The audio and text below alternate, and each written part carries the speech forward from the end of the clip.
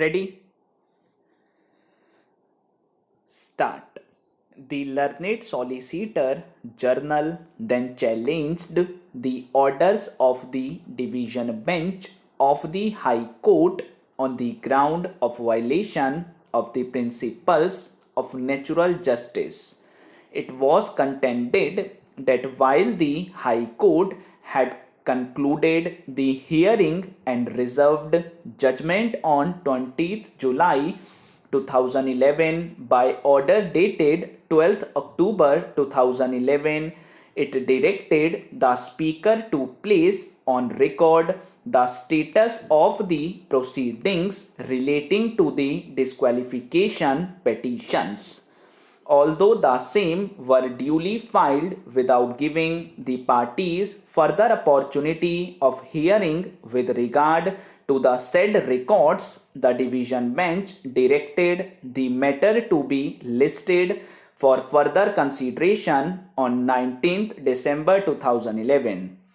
It was submitted that though the bench did not assemble on 19 December 2011, the division bench delivered the impugned judgment on 20th December 2011 without any further opportunity of hearing to the parties. The learned solicitor general submitted that the procedure adopted was contrary to the law laid down in another case wherein it was stated as under.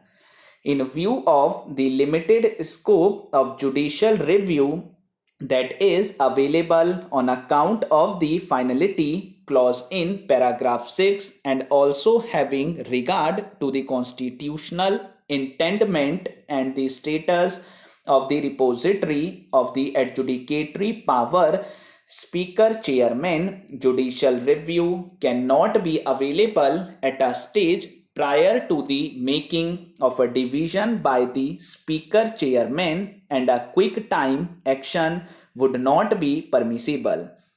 Nor would interference be permissible at an in-between stage of the proceedings.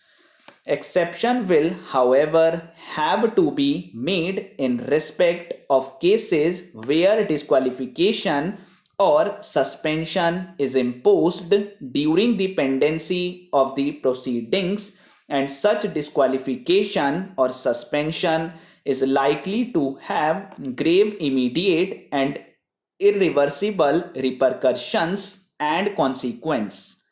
The learned solicitor general sought to re-emphasize the fact that the present case is not a case involving disqualification or suspension of a member of the House by the Speaker during the pendency of the proceedings, but relates to disqualification proceedings pending before the Speaker which were not being disposed of for one reason or the other.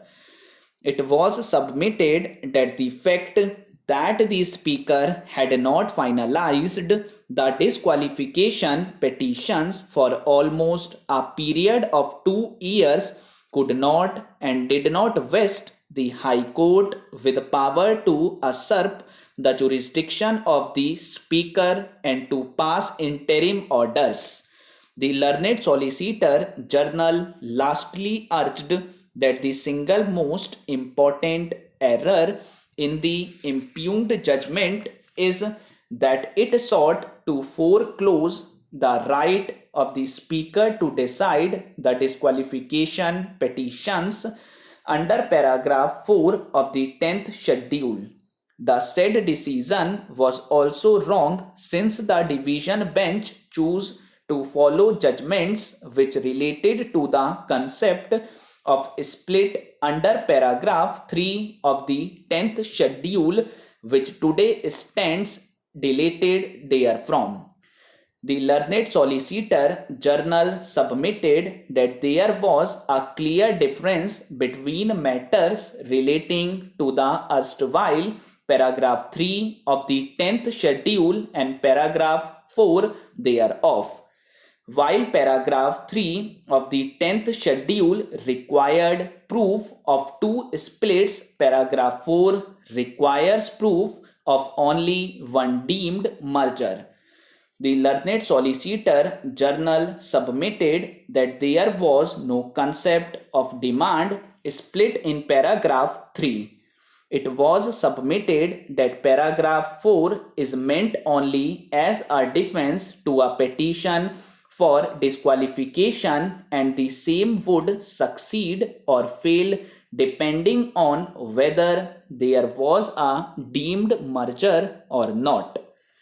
It was further submitted that under paragraph 4 of the 10th schedule, the Speaker was not the deciding authority on whether a merger of two political parties had taken place or not.